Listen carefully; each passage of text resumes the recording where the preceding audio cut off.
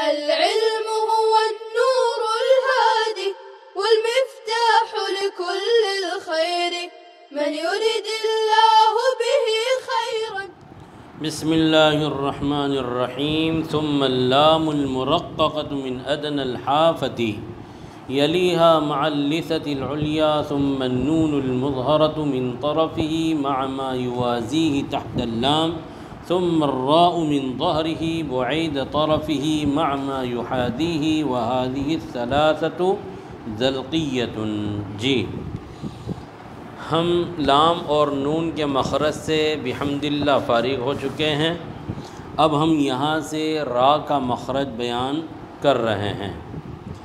جی تو را کے مخرج کو شروع کرنے سے پہلے اجمالاً لام اور نون کے مخرج کو عبارت اور ترجمہ سنتے چلیں تاکہ جو ہے را کا مخرج سمجھنے میں سہولت ہو جائے.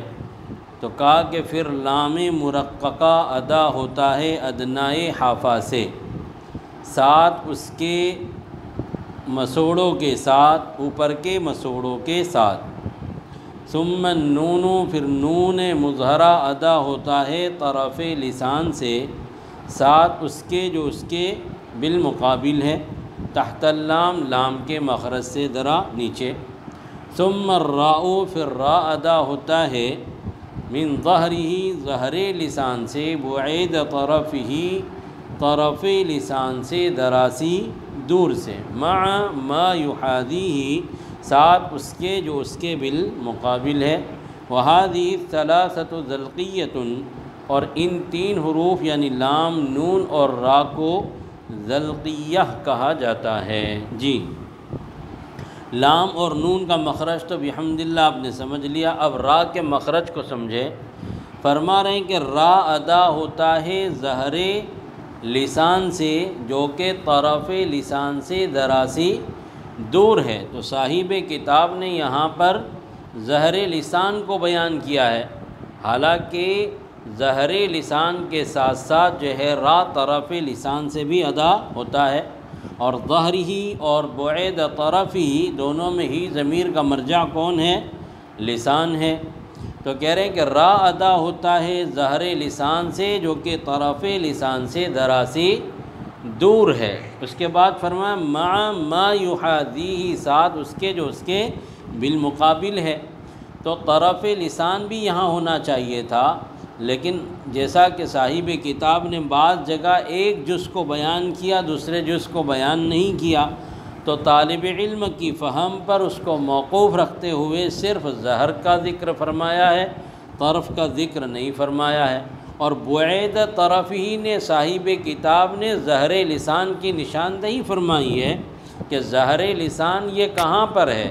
تو کہہ رہے ہیں کہ ظہر لسان زبان کا وہ حصہ کہلاتا ہے جو طرف لسان سے ذرا سی دور ہے.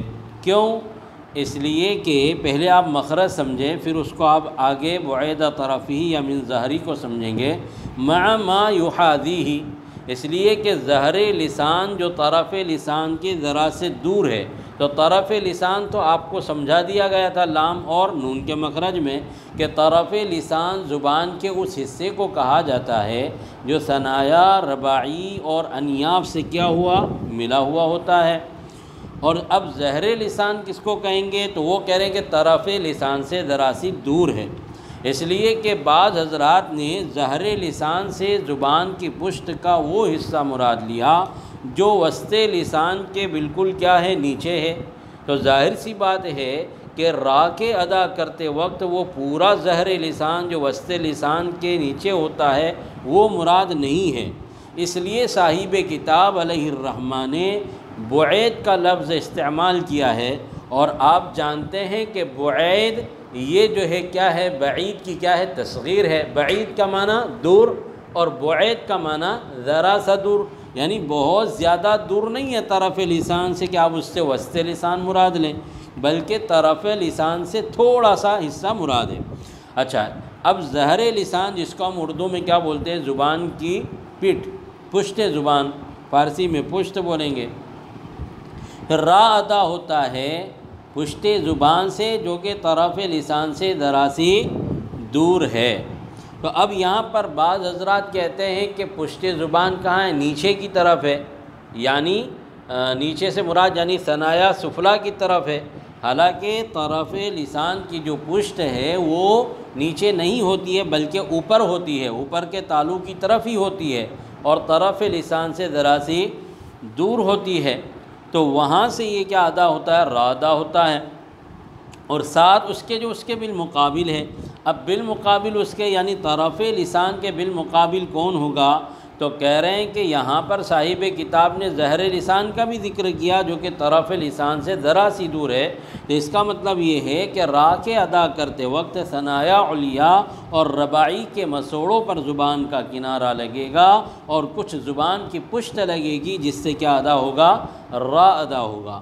بعض لوگوں نے کہا ہے کہ ظہر لسان را کی دو حالتیں ہیں کہ را کبھی پر ہوتا ہے کبھی باریک ہوتا ہے، جیسا کہ را کے بیان میں اس کی پوری تفصیل آئے گی کہ را کی کتنی حالتیں ہیں، کن حالتوں میں باریک ہوتا ہے، کن حالتوں میں پر ہوتا ہے، را میں تفخیم اصل ہے یا ترقیق اصل ہے، تو وہاں اس کی پوری بحث آئے گی۔ لیکن یہاں یہ سمجھے کہ را پر جب فتحہ یا ضمہ ہوتا ہے تو پر ہوتی ہے اور کسرہ ہو تو باریک ہوتی ہے، اور را جو ہے اکثر حالات میں کیا ہوتی ہے؟ پر ہوتی ہے۔ تو جب را جو ہے اکثر حالات میں جب پر ہوتی ہے تو پر ہونے کی صورت میں ظہر لسان کی طرف زیادہ دخل ہوتا ہے بنسبت طرف لسان کے، اور جو ہے جب باریک ہوتی ہے تو طرف لسان میں اعتماد زیادہ ہوتا ہے بنسبت ظہر لسان کے۔ بعض لوگوں کا ایسا ماننا ہے۔ تو بہرحال را ادا ہوتا ہے ظہر لسان سے جو کہ طرف لسان سے ذرا سی دور ہے۔ اب ما یحاذیہ میں کون آئے گا؟ ثنایا علیا اور اسی طریقے سے رباعی کے مسوڑے آئیں گے، جس کو ہم اپنی عام زبان میں را کا مخرج یوں بیان کرتے ہیں کہ را کا مخرج زبان کا کنارہ مع کچھ حصہ پشت زبان جبکہ ملے ثنایا علیا اور رباعی کے مسوڑوں سے، یہ را کا مخرج بیان کیا جاتا ہے۔ تو گویا کہ پشت زبان کا بھی اس میں دخل ہے۔ اور پشت زبان کس کو کہیں گے؟ کہ جو طرف لسان سے ذرا سی دور یعنی اوپر کے تالو کی طرف، نیچے کے تالو کی طرف نہیں، تو وہ کیا ہوتا ہے؟ پشت زبان کہلاتی ہے۔ تو را جو ہے اسی سے ادا ہوتا ہے۔ جی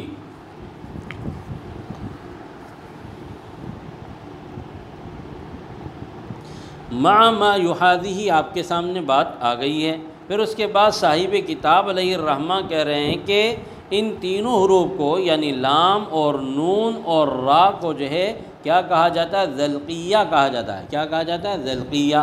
جیسا کہ آپ کو اس سے پہلے بھی بتایا ہے کہ صاحب رعایا علامہ اور اسی طریقے سے علامہ جزری رحمۃ اللہ علیہ ذلق کے معنی طرف کے بیان کرتے ہیں، اسی لیے ان کو کیا کہا جاتا ہے؟ طرفیہ اور ذلقیہ دونوں کہا جاتا ہے، اس لیے کہ طرف ذلق کے معنی آتے ہیں طرف کے اور طرف کے معنی آتے ہیں کنارے کے، اور چونکہ یہ تینوں حروف یعنی لام اور نون اور را جو ہے کس سے ادا ہوتے ہیں؟ طرف لسان یعنی زبان کے کنارے سے ادا ہوتے ہیں، اس وجہ سے ان کو جو ہے ذلقیہ یا طرفیہ کہا جاتا ہے۔ جی اس کے بعد صاحب کتاب جو ہے را کے بیان کے بعد جو ہے طا اور دال اور تا کا مخرج بیان کر رہے ہیں۔ کیا؟ ثم الطاء فالدال فالتاء من طرفه مع اصول الثنايا العليا وهي النطعية۔ پھر طا اور دال اور تا ادا ہوتے ہیں طرف لسان سے ثنایا علیا کی جڑوں کے ساتھ، اور ان تینوں حروف کو یعنی طا دال اور تا کو نطعیہ کہا جاتا ہے۔ جی تو خلاصہ کی روح سے یہاں جو بیان کیا جا رہا ہے ثم الطاء فالدال فالتاء، تو خلاصہ کے روح سے یہ کون سا مخرج ہوا؟ 11واں مخرج ہوا۔ جی اب یہاں پر مطلق طور پر یوں بیان کیا گیا ہے طا دال کا مخرج طرف لسان اور ثنایا علیا کی جڑ کے ساتھ، یعنی طرف لسان کو ثنایا علیا کی جڑ پر لگائیے، لیکن ثنایا علیا کی جڑ سے کیا مراد ہے؟ تو اس میں کچھ علماء نے اپنی اپنی الگ رائے بیان کی ہے۔ چنانچہ علامہ مرعشی رحمۃ اللہ علیہ فرماتے ہیں کہ مسوڑوں سے متصل جو ہے طا ادا ہوتا ہے، مسوڑوں سے متصل یعنی تھوڑا اوپر، اس سے کیا ادا ہوگا؟ طا ادا ہوگا، اور جو ہے تھوڑا ذرا نیچے آئیں گے تو اس سے کیا ادا ہوگا؟ دال ادا ہوگا، اور اس کے تھوڑا نیچے آئیں گے تو اس سے کیا ادا ہوگا؟ جو ہے طا دال، اور پھر جو ہے تیسرا کیا ادا ہوگا؟ تا ادا ہوگا۔ تو اس طریقے سے ثنایا کا نصف سے مسوڑوں تک ان کا کیا ہوا؟ مخرج ہوا۔ علامہ مرعشی کے اعتبار سے ثنایا کے نصف سے مسوڑوں تک کا درمیانی حصہ ان تینوں حروف یعنی طا دال تا کا کیا ہوا؟ مخرج ہوا۔ تو تھوڑا اوپر سے طا، تھوڑا نیچے سے دال، اور تھوڑا نیچے سے تا۔ اس لیے ہم نے مخارج کے اول میں آپ کو یہ بات بتا دی تھی کہ یوں حقیقت کی روح سے دیکھا جائے تو 29 حروف کے لیے 29 مخارج ہیں، مگر چونکہ بعض حروف کا مخرج بہت قریب ہوتا ہے تو شدت قرب اور اتصال کی وجہ سے ان بعض حروف کا مخرج ایک بیان کر دیا جاتا ہے۔ ایسے ان حروف میں سے طا دال اور تا بھی ہے، اور علامہ مرعشی رحمۃ اللہ علیہ کی وضاحت سے آپ نے سمجھ لیا ہوگا کہ یہ کہہ رہے ہیں کہ تھوڑا اوپر سے طا ادا ہوگا، اس کے تھوڑا نیچے سے دال ادا ہوگا، اور اس کے تھوڑا نیچے سے کیا ادا ہوگا؟ تا ادا ہوگا، طا دال اور تا۔ اور دوسری رائے جو ہے وہ علامہ ابن حاجب رحمۃ اللہ علیہ کی ہے، وہ کہتے ہیں کہ اصول ثنایا کا ذکر قطعی نہیں، کیونکہ اصول سے نیچے وسط ثنایا سے بھی یہ حروف ادا ہو سکتے ہیں۔ اصول ثنایا کا ذکر قطعی نہیں ہے، بلکہ اصول سے نیچے وسط ثنایا سے بھی یہ حروف ادا ہو سکتے ہیں۔ اس وجہ سے جو ہے علامہ ابن حاجب کہتے ہیں کہ جو ہے طا اور دال اور تا کا مخرج زبان کی نوک اور ثنایۂ علیا کے اصول، اب تھوڑا اوپر نیچے ہو جائے تو کوئی حرج نہیں ہے جی۔ تو اس طریقے سے یہ الگ الگ رائے ہے۔ بہرحال طا اور دال اور تا کا مخرج زبان کی نوک یا زبان کا کنارہ اور ثنایۂ علیا کی جڑ، اور ثنایۂ علیا کی جڑ یعنی دانتوں سے اوپر جو مسوڑے ہیں، جس میں گوشت ہے، جس میں دانت فٹ ہے، اس کو کیا کہیں گے؟ جڑ کہیں گے جی۔ اب اس کے بعد جو ہے ان تینوں حروف کو یعنی طا اور دال اور تا کو کیا کہا جاتا ہے؟ نطعیہ کہا جاتا ہے۔ کیا کہا جاتا ہے؟ نطعیہ۔ عربی میں نطعون یعنی تا کے سکون کے ساتھ، یا نطعون تا کے فتحہ کے ساتھ، یا جو ہے نطعون نون اور تا کے فتحہ کے ساتھ، تالو کی چھت اور مسوروں کے درمیان کی اس چمڑی کو کہتے ہیں جس میں ابرواں لکیریں ہوتی ہے، خردری لکیریں ہوتی ہیں۔ جیسے ہم چٹائی، جو لکڑی کی چٹائی ہوتی ہے، یا اور اسی طریقے سے کپڑے کی جو چٹائی آتی ہے، جب ہم اس پر انگلی پھیرتے ہیں تو وہ کس طریقے سے خردری ہمیں محسوس ہوتی ہے، تو اسی کے مانند جو ہے ثنایا کے اوپر اور مسوڑوں کے درمیان جو ہے وہ ایک چمڑی ہے ابرواں جس میں لکیریں ہیں، تو اسی کو جو ہے کیا کہا جاتا ہے؟ نطعون یا نطعون یا نطعون کہا جاتا ہے۔ اور چونکہ یہ تینوں حروف یعنی طا اور دال اور تا اسی کے قریب سے ادا ہوتے ہیں، اس وجہ سے ان تینوں حروف کو کیا کہا جاتا ہے؟ نطعیہ، نطعیہ یا جو ہے نطعیہ جی۔ اب اس کے بعد صاحب کتاب علیہ الرحمہ فرما رہے ہیں کہ ثم الصاد الغیر المشمتی فالسین فالزاء من طرفه مع صفحتي الثنیتین العلیین وہی الاصلیۃ جی۔ پھر صاد غیر مشمع اور سین اور زا طرف لسان سے ساتھ ثنایۂ علیا کے کناروں کے ساتھ ادا ہوتے ہیں۔ وہی الاصلیہ، اور صاد اور سین اور زا ان تینوں حروف کو کیا کہا جاتا ہے؟ اصلیہ کہا جاتا ہے۔ صاد مشممہ بالزا یعنی وہ صاد جس کے اندر زا کی آمیزش ہوتی ہے، اور یہ صاد جو ہے زا اور صاد کے درمیان ادا ہوتا ہے، اس وجہ سے وہ حرف فرعی ہوتا ہے، اور ابھی آگے اس کی تفصیل آپ کو بتائیں گے۔ اور یہاں صاحب کتاب علیہ الرحمہ کو حروف اصلیہ کے مخارج بیان کرنے مقصود ہیں، اس لیے صاحب کتاب نے صاد کے ساتھ جو ہے کس کی قید لگا دی؟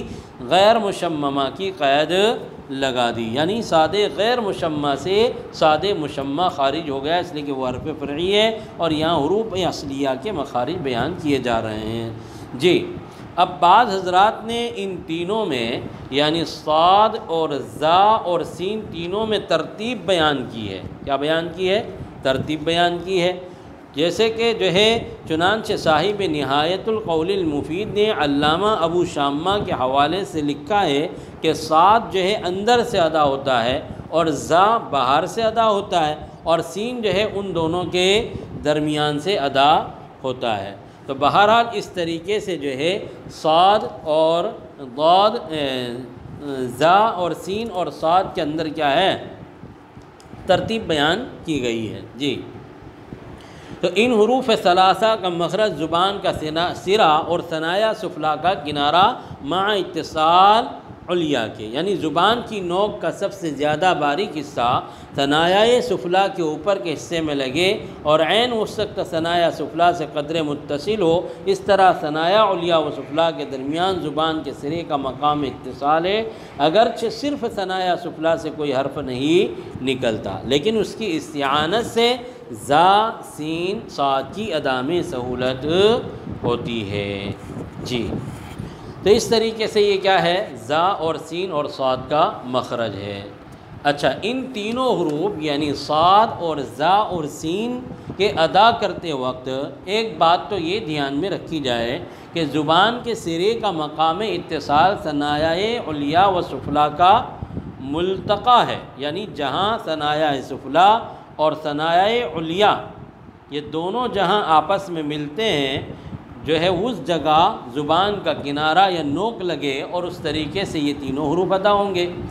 اور دوسری بات یہ ہے کہ یہ زا سین صاد کے ادا کرتے وقت ثنایا سفلا کی مدد لینا ضروری ہے تاکہ ان حرفوں کے اندر صفت صفیر پیدا ہو جو ان کی کیا ہے؟ ممتاز اور جو ہے امتیازی صفت ہے۔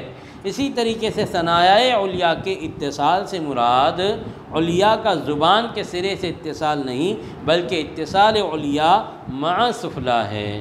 اسی طریقے سے دونوں کا اتصال قدرے ہونا چاہیے، قوت سے مکمل نہیں ہونا چاہیے۔ تو اس طریقے سے ان امور کا دھیان رکھا جائے تو یہ صاد اور سین اور زا اپنے مخرج سے صحیح ادا ہوں گے۔ جی، اب یہاں پر جو عبارت آپ کے سامنے ہے تو یہ عبارت تصحیح کر کے آپ کے سامنے آئی ہے، کون سی؟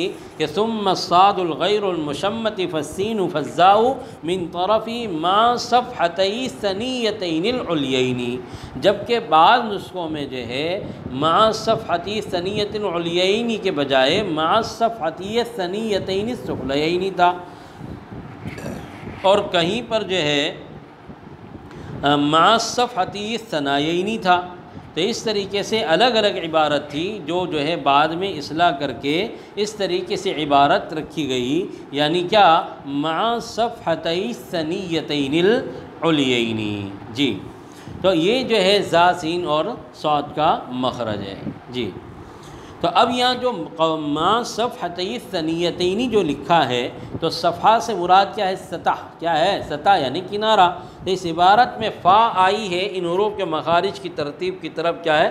اشارہ ہے، جیسے کہ ابھی اس سے پہلے آپ کو بتایا گیا۔ جی، اب ان تینوں حروف کو یعنی زا اور سین اور صاد کو امام خلیل ابن احمد نے اصلیہ سے یعنی حمزہ و سین کے فتح کے ساتھ لقب دیا ہے، چنانچہ صاحب رعایا لکھتے ہیں سماہن الخلیل بذلک لأنہ نسبہن الی الموضع الذی یخرجن منہ، یعنی صاحب جو ہے علامہ خلیل نحوی نے ان حروف کو جو اصلیہ کہا ہے وہ اس نسبت سے کہ یہ جو ہے اسی جگہ سے ادا ہوتے ہیں، تو اس جگہ کی طرف منسوب کرتے ہوئے ان کو کیا کہا جاتا ہے؟ اصلیہ کہا جاتا ہے، حمزہ اور سین کے فتحے کے ساتھ۔ جی، اور صاحب جواہر النقیہ نے جو ہے لکھا ہے کہ بعض شراح نے اصلیہ بضم الحمزہ بھی صحیح کہا ہے، یعنی اصلیہ، کیا کہا جائے؟ اصلیہ۔ تو بہرحال اصلیہ یعنی سین کے فتح کے ساتھ حمزہ کے فتحے کے ساتھ کہا جائے، یا جو ہے حمزہ کے ضمہ اور سین کے فتحے کے ساتھ اصلیہ کہا جائے۔ جی، تو اس طریقے سے زا اور سین اور صاد جو ہے کس سے ادا ہوتے ہیں؟ من طرف لسان ثنایا علیا کے سطح کے ساتھ اور یہ حروف اصلیہ کہا جاتا ہے، ان حروف کو اصلیہ کہا جاتا ہے۔ جی تو اب اس مخرج کو یوں سمجھے کہ جب ہم زا اور سین اور صاد کو ادا کریں گے تو اس وقت ہمیں اس بات کا دھیان رکھنا ہوگا کہ زیادہ تر زبان کا اعتماد جو ہے کہاں ہوگا؟ ثنایۂ سفلی پر ہوگا، اور ثنایۂ علیہ جو ہے تھوڑا سا آگے رہیں گے، اور دونوں کے درمیان میں جو ہے ایک خلا رہے گا، دونوں کے درمیان میں خلا رہے گا، جس کے درمیان سے جو ہے آواز گزرے گی، اور اس طریقے سے زا اور سین اور صاد ادا ہوں گے۔ جی تو ابھی ہمارا سبق جو ہے یہیں پر ہم ختم کرتے ہیں، ثم الضاء فالذال فالثاء سے اگلا سبق انشاءاللہ آئندہ شروع ہوگا۔ السلام علیکم ورحمۃ اللہ وبرکاتہ۔ السلام عليكم، لا تنسوا الاعجاب بالفيديو والاشتراك في القناة تشجيعا لنا لنستمر بنشر المزيد إن شاء الله.